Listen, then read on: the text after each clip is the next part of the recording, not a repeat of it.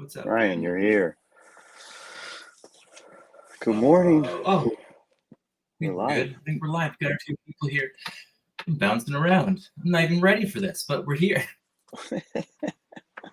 What's happening, my man? Just here, just doing the thing, just doing the thing that we do in the mornings. Welcome to the Daily Dad Show. Bum, bum, bum, bum, bum, bum, bum, bum. We're here. We're doing it. Oh my gosh, we are. What's up, Space Bank? That's Alex, right? Space Bank Flex is Alex. That's what I learned. Blaze. What's up, guys? Good man. All right, hold on, guys. Tell me when to stop. I like the shirt, dude. Stop. All right. Okay, thanks. I was just holding it, waiting for you to say stop. Oh, changing it. Changing it. You don't want to hear about my first love? Change it. Tell me about. Okay. But now, what? How are we getting the same ones here? All right. What fictional character is most like Dom and why? Please go. What fictional character is most like Dom and why? Captain America. Damn, what a good one. That is a good one. Because Dom is a provider and a protector, and he does a really great job, and he gets lots of steps in. And I think Captain America did all those things, so that's why I thought of Captain America. Holy shit, you just went next level on that. That was great. Thank you, Blaze. If you would have said supervillain, I would have went with actually like a team of supervillains called the Destruction Crew, because they do a lot of construction and destruction, but you didn't. That wasn't the question, so there you go. All right, Dom, this is a question that I want you to answer for Blaze. What do you think Blaze's purpose in life is? I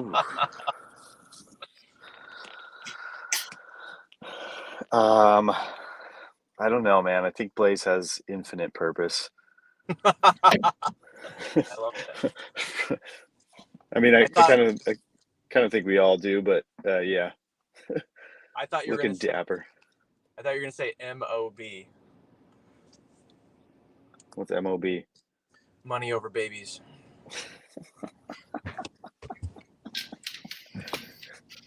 That chase life. I think Blaze needs some stand up in his life. I think he has to get up there and do it. Did you guys do gratitude yet?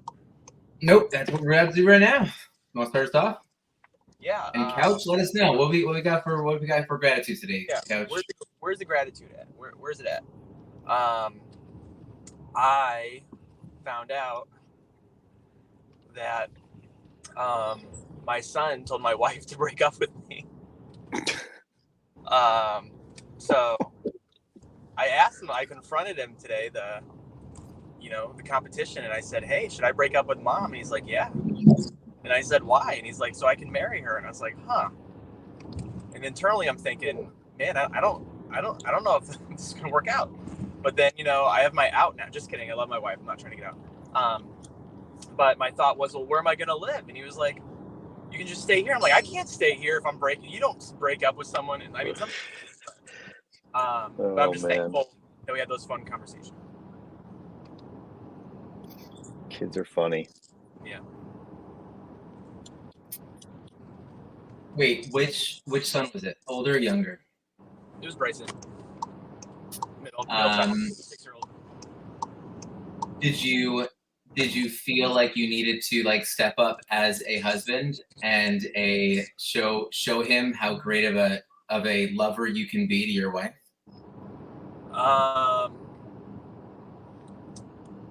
Or did you just laugh it off completely?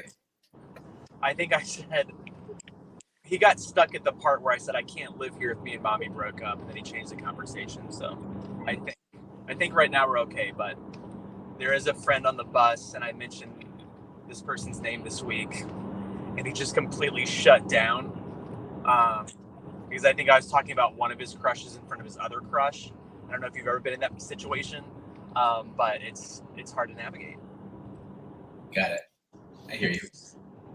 Dom, can you shift your phone to give me more of a chest to top of head profile? No, Oh, damn I it. can maybe raise my seat a little bit. Wow, what's wrong with my head? Just for editing purposes, it's easier that your face is not covered when we put up comments. That's all. So it's all good. I'll start to think about that. What do you got for gratitude? For me, today I was going with let's see, what did I write here? Strength, knowledge, and opportunity to live, change, grow. That's one sentence, yep. For humor and laughter, and Denzel movies. Watched Equalizer 3 with my father-in-law last night. Oh, Love nice. some Denzel. What's your favorite thing about your father-in-law? I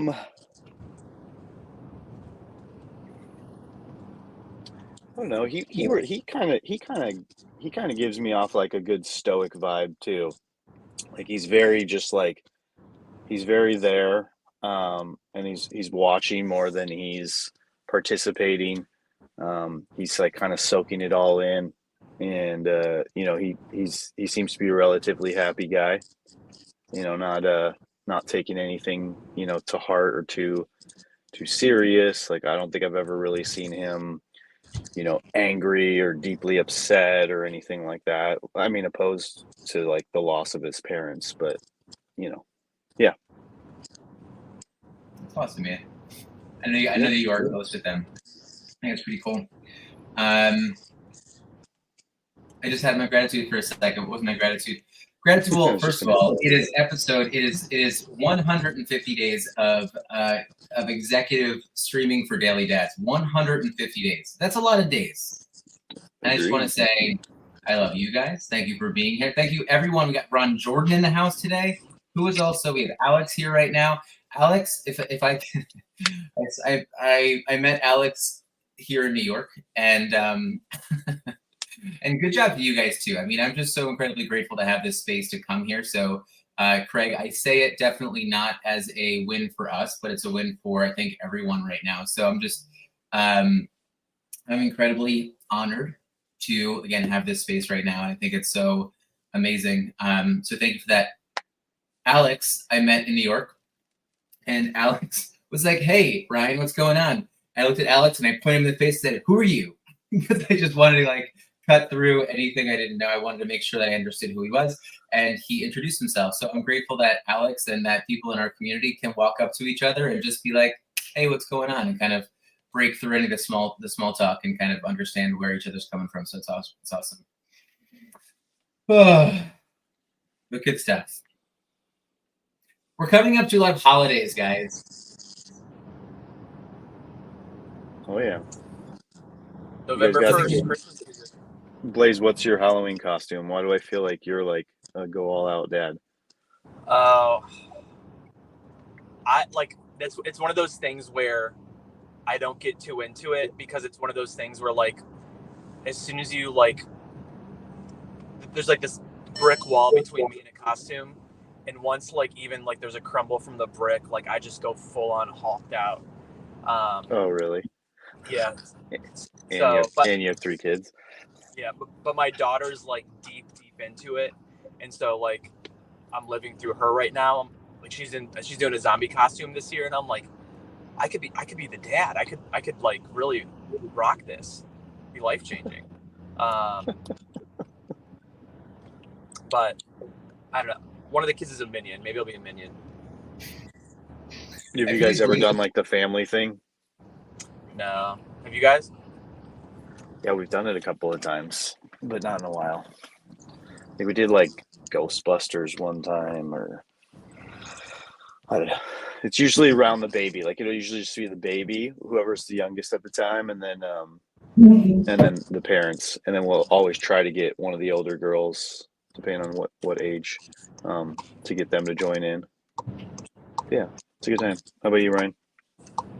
We do it. My wife likes it. But you know who actually goes all out and does it really well is my brother. Jason, are you here on the couch? If you have a link to anything, send it. But they go all out. They've done Thundercats. They've done Oh, that's awesome. they've done Inside Out. They did 1 year. They did really well. They did The Greatest Showman was a really good one. Okay. So, but every year they definitely go all out. They're kind of known for it, which is really cool. I also feel like Blaze is the kind of guy. I'd be like, yeah, I'm not really gonna dress up, but then like he shows up in like a full on like Transformers costume and like transforms into a car and like drives around the party. It's like I don't know. I just found it. I wasn't gonna dress up. Now I am. No, he'd be like, I just made it. This is just in my closet. There is a costume contest at work in a couple of weeks, so maybe I'll do it. Maybe I'll get weird. Maybe it's time to get back into it. You should. I think it'd be good. I want to see pictures for sure. But I was, you know what I was mentioning holidays because like I get really overwhelmed with holidays when it comes to like being around different families and everything. And so we were just talking about Thanksgiving this morning, and my mother-in-law is deciding not to host Thanksgiving right now. And so it's kind of throwing a wrench in a few things, not in a bad way, because I think that she should be able to do whatever she wants to do, obviously. But now we have to be more coordinating with certain things, and I don't know if I want to as much. And I want to maybe take this as an opportunity to make like a new family tradition with like our like nuclear family right now. So it's just already starting. So that's that was my thought this morning. We usually host Thanksgiving, and I don't think we're hosting it this year. So I'm trying to figure my life out as well. Okay, we'll figure it out together. Let's do it. Let's go visit Dom. Dom, can we come over for Thanksgiving? Sure. That's quite the trip, for sure. You usually host Dom, or what do you? I feel like you guys are host. So we don't cook. So we are more than happy to always host. But for family events like Thanksgiving, since most of our families like a drive away, we've tried to make them drive out. So I think the last couple of years we've just driven to them because it's just easier for just our family to drive versus all of them to drive. And then 1 year, the first year we tried to host, there was a blackout and we had no power. So that it was a good thing that we actually changed plans and drove out to the family's house. But yes. Well, it sounds like it'll all work out again this year. Where do you guys know where you're going this year for Thanksgiving? I think to my mother-in-law and father-in-law's house. Yeah. Got it. I have one thought too about holidays. I feel like Halloween is becoming so commercialized in a way. It's obviously fun. The kids have a good time. But I was trying to think of a way, at least the past 2 years, maybe 3 years, of how else can we change it up. And so I really attached the idea of like Day of the Dead and like having an ofrenda and like bringing in, pictures of people who have passed away. And then, I'm like completely Americanizing this right now. And it's like less religious for us. But the idea of like highlighting one individual of the family that has passed away and then like making their favorite food and sitting down and talking about them. It's been a really special way to make, I think, the Halloween season a little bit different and more special and less of this like just candy and costumes. And it's just been a really cool thing. It's been a good lead into Thanksgiving. But does anyone else do an ofrenda kind of thing? Is anyone like that at all? I think it's like it's been a really special thing for our family. But has anyone else done that before? Not me, sir. I have not, but it's something I definitely want to think about. Do you do living people too, or only people that have passed? No, just people that have passed. But I will say, since we have a Louisa right now, that Louisa was talking to me about how it's not a lot of people in like South America, they don't like Halloween because the focus should be on the Day of the Dead and their loved ones and not like be dressing up as a Transformer. But I think that's so fun. but I think that it's important.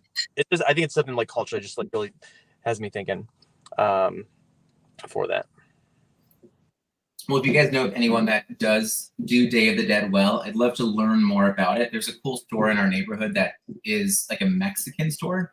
And it's this girl who has a family that's like down in like wherever it is.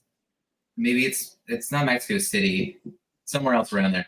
But she always talks us through a new thing to kind of bring into the holiday every year. So I'm going to visit her probably this week and see if there's something else we can kind of bring in. It'll be cool. But hey, think about someone of you who has passed away and share it with your kids, because there's so many things that we don't talk about. Like my wife has an uncle who passed away really young, and we're celebrating him this year. Last year we did our dog who passed away, but we also did my grandfather. And it was interesting because there were some things that I learned when I kind of interviewed my aunt and my dad and was like, what were a few things that we called him Papu? What are a few things that we didn't know about Papu? And we really talked through a few cool things about him. It was just a cool way for our kids to kind of connect with like their relatives and everything. So think about it. I love that. One question for the chat. David, I see you, and I'll definitely let you know when in the city. And then Paul, it was so nice to meet some people in person this weekend, but Paul, is his baby here yet? I think he has a baby on the way. Is baby Courage here yet? Does anybody know? I don't believe so. I think Baby Watch is still happening. Oh man. Yeah, I'm the godfather, so I haven't gotten the text yet. But no. I don't know if he's kidding. I feel like you would be a good godfather, and that would I don't see that. I talked to Paul in New York City, and he said he's going to jump on daily with us and give us like the day to day. I'm just kidding. He's not jumping on his date with his new baby, but he said it maybe like 6 weeks out we could do like an interview and see how he's doing with his first kid. Yeah, he's more than welcome anytime. Awesome. All right, guys, October 22nd. How you see it matters. Dom, resident stoic. We have a Marcus Aurelius quote that starts us off. Yeah, this one's a great one.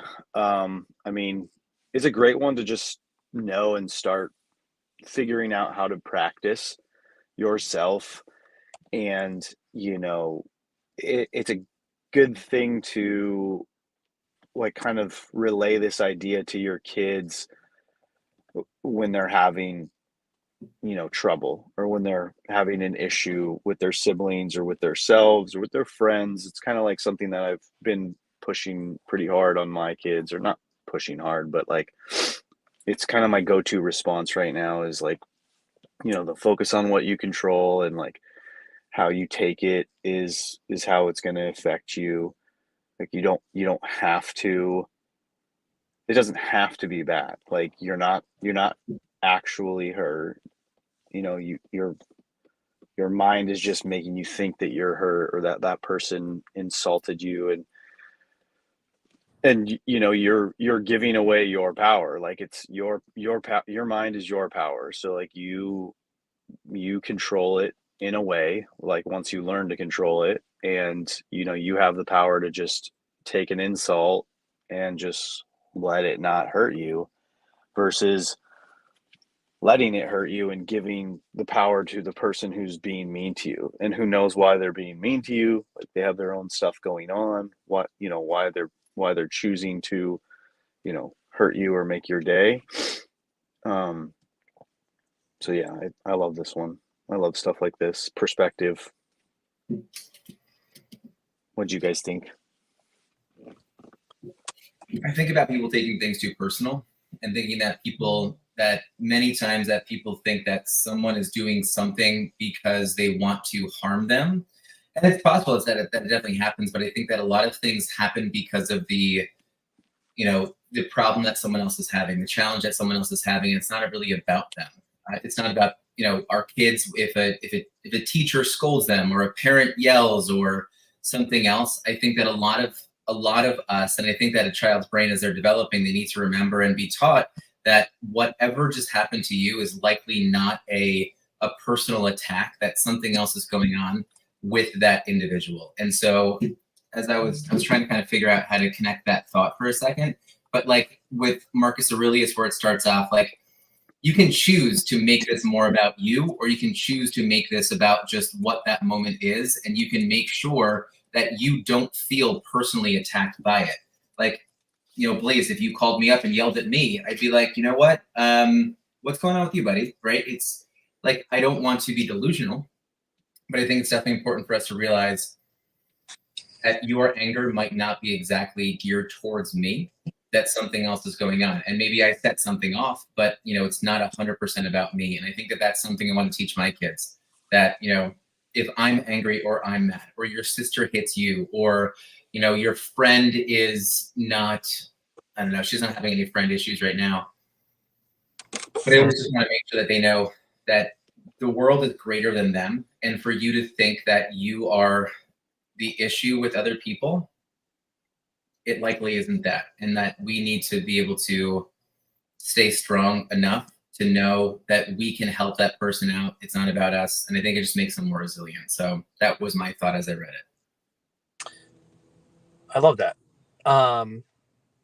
And I love that the perspective that you guys have, because I looked at it from almost like a completely different angle, where I think about, like, we're always wondering if like any of our kids, like, is it ADHD? Do you have something else, or what's going on? Like on like the continuum, are you this close, that close, far away?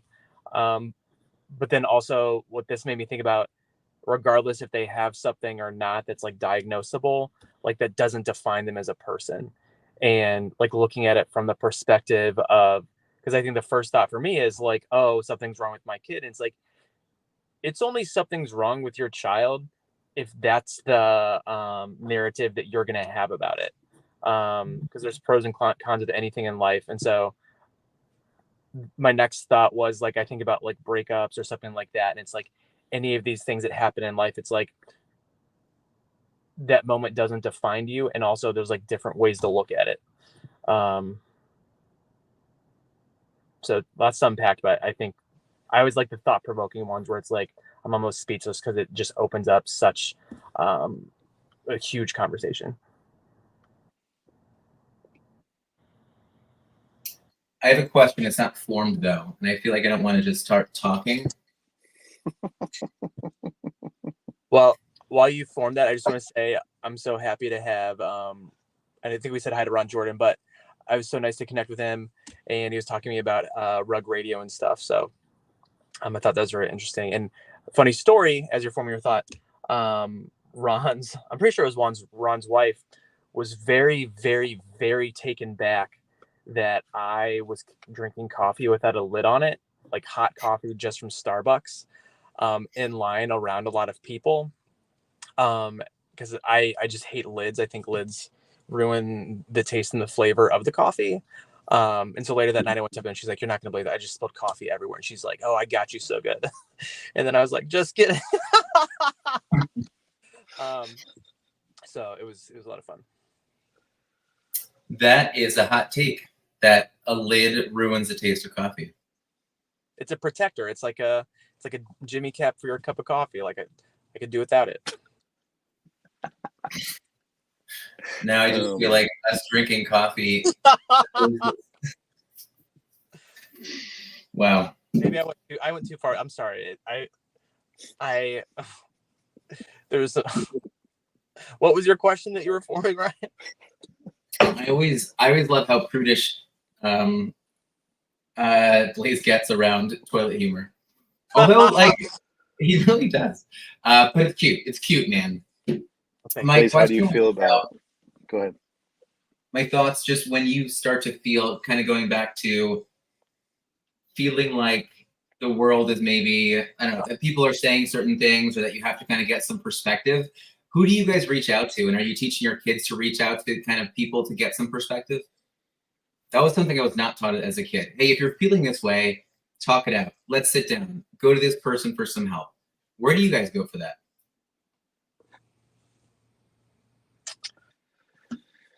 Everywhere. I mean, I have my three people that I go to the most, which is my cousin, my friend Scott, and then my other friend Steve.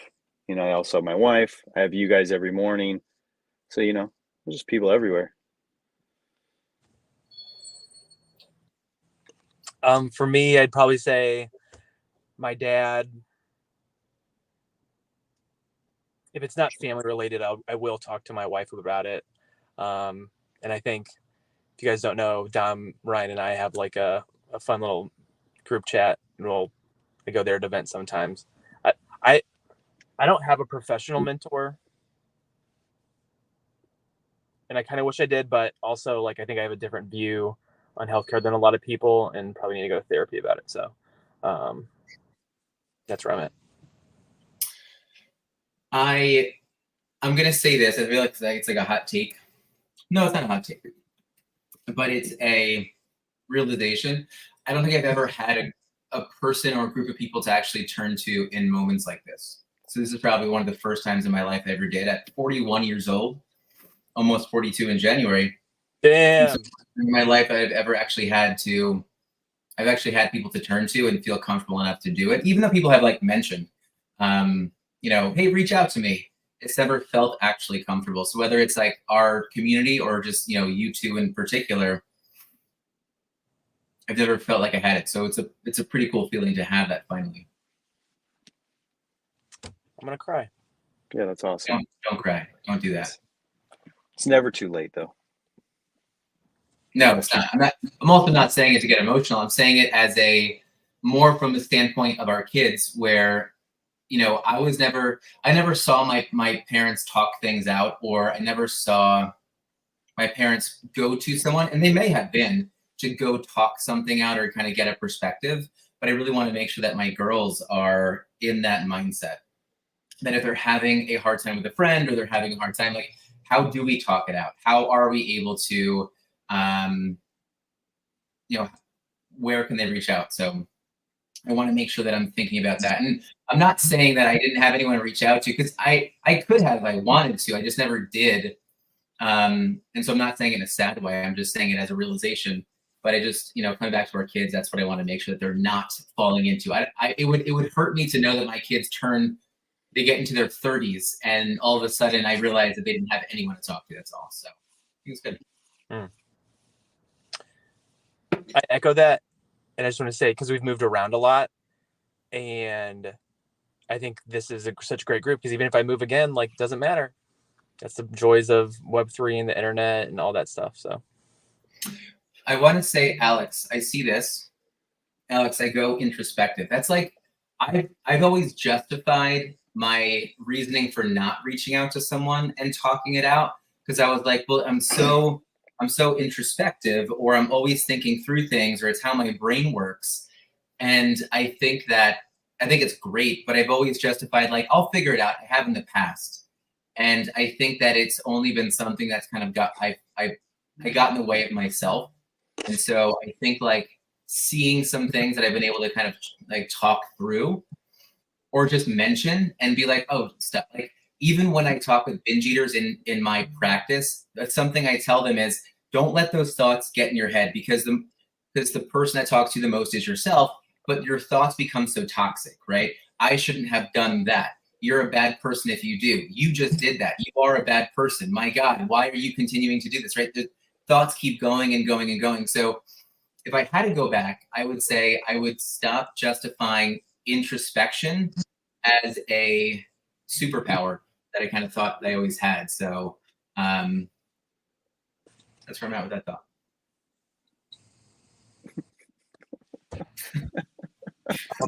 all right. I also 902. agree with this. 902. Any final words, Dom, Ryan? I actually enjoyed this more than I thought. Or thinking through it at least more than I thought. So thanks for bringing a little bit of a different color to it, Dom. Yeah, no problem at all. I like I said, I always enjoy being here. So it always puts a good spin on everything. And it's good to talk these things out, you know, like because otherwise I would just read this page and I will probably think about it for a second, and then I would move on to the next thing that I need to do in my morning routine. And I was a little, I was a little, I don't know, I was on the fence about adding a show to my morning routine, but it's such a helpful show, or time to just go back and forth and reflect, and like you said, like have someone else to talk to, and like Blaze said, across the country, even like if I were to move tomorrow, I would still be able to have you guys. So it's a great thing, and it's a welcome addition to my morning routine. It's an honor to add you people, as we said yesterday. Love you all, and everyone have a great day. Mugs coffee, Right. mugs. Take care, guys.